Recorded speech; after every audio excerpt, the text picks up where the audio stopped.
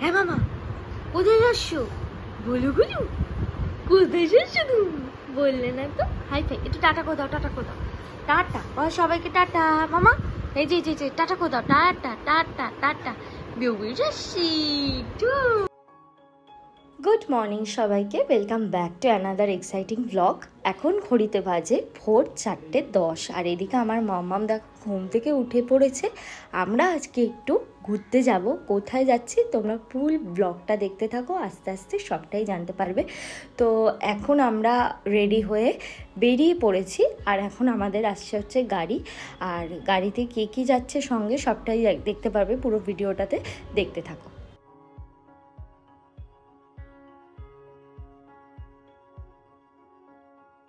আমরা কিন্তু যাত্রাপথের উদ্দেশ্যে রওনা দিয়ে ফেলেছি। এখন ঘড়িতে বাজে তোমার ভোর 5:30। আই থিঙ্ক, আমি ঠিক টাইমটা খেয়াল করিনি।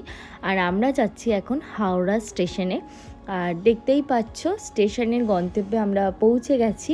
আর এখান থেকে কোথায় যাচ্ছি সেটার জন্য কিন্তু ফুল ব্লগটা আমাদের দেখতে হবে, তবেই জানতে পারবে। আর কারা কারা যাচ্ছে এতক্ষণে আশা করি তোমরা বুঝেই গিয়েছো।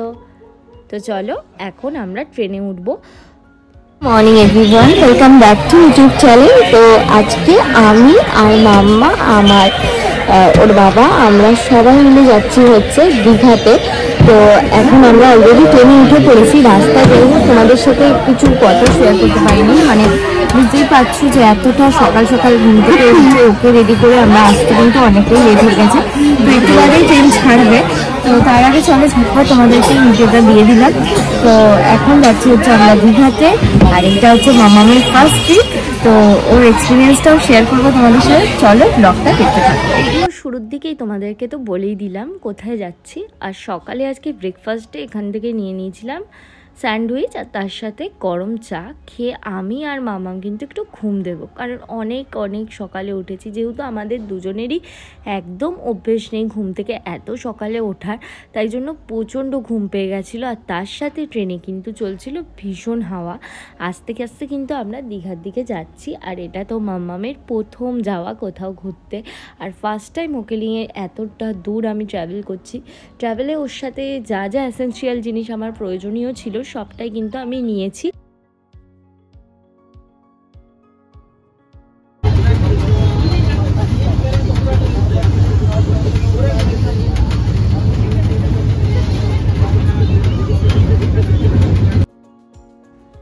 মামাম ঘুম থেকে উঠে পড়ার সাথে সাথেই আমি কিন্তু ট্রেনে বসেই ওর ব্রেকফাস্টটা ওকে করিয়ে নিচ্ছি। যেহেতু ছোট বেবিকে নিয়ে আমি যাচ্ছি, তাই সমস্ত মোটামুটি ফুডই আমি ওর ক্যারি করেছি, আর সবকটাই কিন্তু হোমমেড ছিল। তো এখন আমরা একেবারে দীঘাতে পৌঁছেই তোমাদের সাথে ভাবছি আবার কথা বলবো। হরে কৃষ্ণ কৃষ্ণ কৃষ্ণ হলে হলে। আমরা এখন হোটেলে চলে এসেছি, আর এখন আমরা মামামকে দেখো সুইমিং ড্রেস পরিয়ে দিয়েছি। আর এখন যাচ্ছি হচ্ছে আমরা সি বিচে। তোমাদের সাথেও ব্লগে শেয়ার করবো মামামকে কেমন লাগছে, অবশ্যই কমেন্ট করে জানিও। তো চলে এখন যাওয়া যাক। অনেকক্ষণ এসেছি, বাট একটু ফ্রেশ হতে যাই হোক টাইম লাগলো। রাস্তায় তো অত ভিডিও করা যায় না, সেই জন্য ভিডিও করে হয়ে ওঠায়। হ্যালো সবাইকে, হ্যালো কর, হ্যালো। ও আর একটা কথা বলে দিই, দীঘা এসে কিন্তু আমার অভিজিৎদা, গোলু আর ছদ্দির সাথে দেখা হয়ে গেছিলো। কারণ আমরা যেদিনকে এসেছি ওদের সেদিনকে ছিল বাড়ি ফেরার পালা। তো ওরা আমাদের সঙ্গী তো ছিল না পুরো ট্যুরে, কিন্তু আমার এখানে সঙ্গী ছিল আমার বাবা মা, আমার বদ্দি, আর ছিল বদ্দির ছেলে মানে তাতান। সবাইকে নিয়ে আমরা সমুদ্রে এসেছি। মানে আমি স্নান করব না, ওরা স্নান করবে, আর আমি কিছু মাম্মামের ভিডিও করে নেব। আর ওয়েদারটা ছিল অসাধারণ, তোমরা পুরো ভিডিওটা দেখতে থাকো, অবশ্যই জানতে পারবে। প্রথমে ভেবেছিলাম মাম্মামকে এখানে আনলে মাম্মাম হয়তো একটু কান্নাকাটি করতে পারে, কিন্তু একদমই না। সে তো জল দেখে ভীষণ খুশি, তোমরা ভিডিও দেখলেই আশা করি বুঝতে পারছো। তারপরে তাকে নিয়ে আমি চলে আসি আমার হোটেল রুম। এই হচ্ছে আমাদের হোটেল রুম। এখানে মাম্মাম ঘুমাচ্ছে, আর এইদিকে মাম্মামের বাবা এখন মাম্মাম খাবার বানিয়ে খাচ্ছে। এটা তোমার মেয়ে খাবে? Special dish. এটা হচ্ছে আমাদের একটা মিনি কিচেন হয়ে গেছে। এখানে আমরা সবজি থেকে শুরু করে ফ্ল্যাক্স, জলের বোতল, বাটি বুটি সব রেখেছি। এখানে আবার একটা হোটেলে ফ্রিজ দিয়েছে, তার সাথে এখানে এটা আমি ক্যারি করে এনেছিলাম। এটা মামার জল গরম করছি, খাবার জল। আর এই যে আমাদের হোটেল রুমটা দেখো, এখন একটু অবসান হয়ে আছে। এটা হচ্ছে আমাদের হোটেল রুম। আর এখান দিয়ে হচ্ছে আর একটা গেট রয়েছে, এটা দিয়ে ওই পাশের রুমটাতে যাওয়া যায় যেখানে বাবা মারা আছে, ওটা তোমাদেরকে দেখাবো পরে। আর এখান দিয়ে তোমাদেরকে একবার মানে জানলা দিয়ে দেখাচ্ছি, সি ভিউটা দেখো জাস্ট কতটা কাছে। সোজা সমুদ্র হয়ে যাচ্ছে, একদম মানে বিচের সামনে। আমার হোটেলটা কেমন হয়েছে অবশ্যই তোমরা কিন্তু কমেন্ট বক্সে কমেন্ট করে জানিও। আমি ছোট্টর ওপরে তোমাদেরকে একটা হোটেলের রুম টুর শেয়ার করে দিলাম। আর অপোজিটের যে ব্যালকনিটা দেখলে, মানে আমার ঠিক পাশেই ব্যালকনিটা, অপোজিট না সরি, সেটা কিন্তু সেই রুমটাতে ছিল আমার বাবা মা আর দিদি, আর এই রুমটাতে ছিলাম আমরা।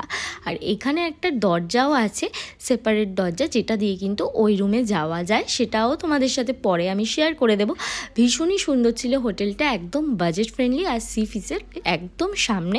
যারা যারা এই ধরনের হোটেল চাইছো তারা প্লিজ তোমরা হোটেল আশা ইন্টারন্যাশনালে কিন্তু ভিজিট করে একবার দেখতেই পারো।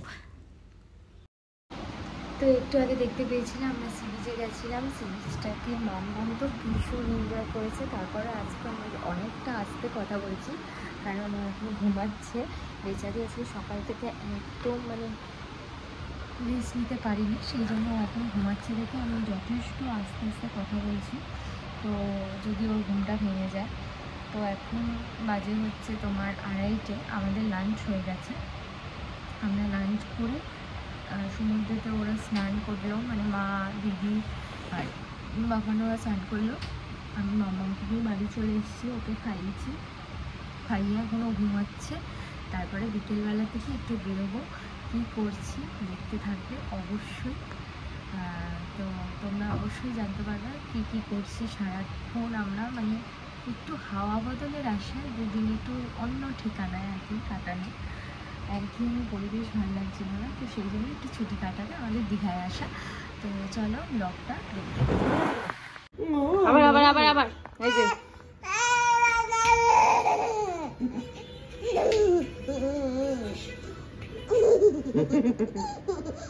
ওরকম না,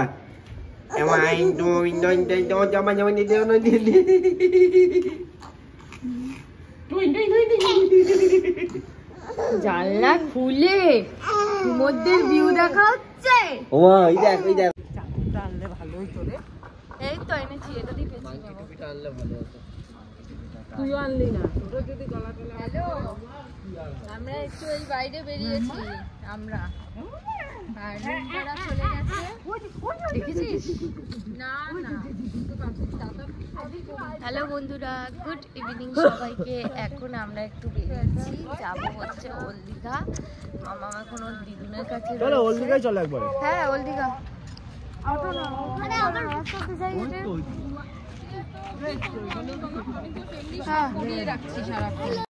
আমরা এখন ওল্ড দীঘায় যাচ্ছি, তোমরা আশা করি বুঝতেই পারছো। আর ওল্ড দীঘায় গিয়ে তোমাদেরকে কি বলবো, ডে 1 আমাদের এত সুন্দর লেগেছে ওয়েদার, মানে আমি বহু বছর বাদে দীঘায় এসে ঠিক এইরকম ওয়েদার পেলাম। ভীষণই হ্যাপি হয়ে গিয়েছিলাম, কারণ এর আগে যতবার এসছি ভীষণ ক্লাউড লেগেছে দীঘায়, একদম গরম ছিল, ক্লাউড লাগছিল ভীষণ, মানে একদমই ভালো লাগেনি। আমি আগের বছর এসছিলাম, তখন মামার পেটুতে ছিল, ওকে নিয়ে এসছিলাম, তো ওই ব্লগটা আমার শেয়ার করা হয়নি। আর এটা হচ্ছে এই বছর এসেছি, কিন্তু এত সুন্দর ওয়েদার আর তার সাথে সমুদ্রটা দারুণ লাগছিল দেখতে। আর এখানে আমরা একটু ইভিনিংয়ের কিছু খাবো বলে আমরা ভেবেছি, তো সেই জন্য এখান থেকে আমরা নিচ্ছি তন্দুরি চিকেন আর কিছু ফিশ আইটেম। তো তোমাদেরকে অনেস্টলি বলবো, ওল্ড দীঘায় এসে তন্দুরি চিকেন বা যে কোনো রকমের ফিশ বাইরে থেকে কিনে একদম খাবে না, কারণ একেবারে বাজে। প্রথম দিকটা ভালো লাগলেও পরে কিন্তু আমাদের একটাও ভালো লাগেনি। প্রথম কারণ হচ্ছে আমার কিন্তু এখান থেকে খেয়ে ভীষণ ফুড পয়জনিং হয়ে গেছিলো। তোমরা মানে পরের পর্বটায় সেটার সম্বন্ধে সব কিছু জানতে পারবে কি হয়েছিল না হয়েছিল। তো দেখতে থাকো এখন ব্লগটা, আশা করি আজকের ব্লগটা তোমাদের ভীষণ ভালো লাগছে।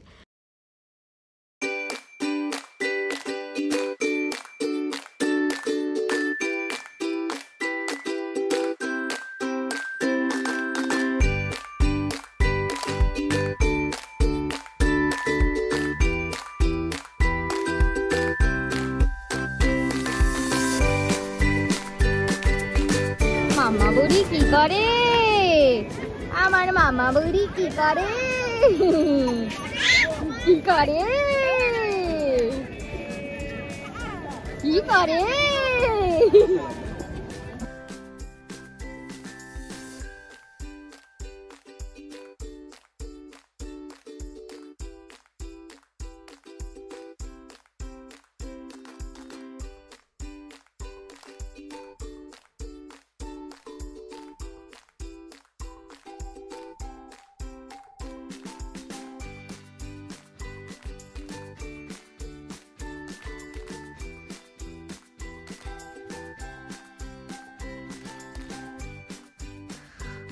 দীঘার জগন্নাথ মন্দিরটা কিন্তু এখনও ওপেন হয়নি, এটা কিন্তু এপ্রিল মাসের মধ্যে ওরা বলছে যে ওপেন হয়ে যাবে।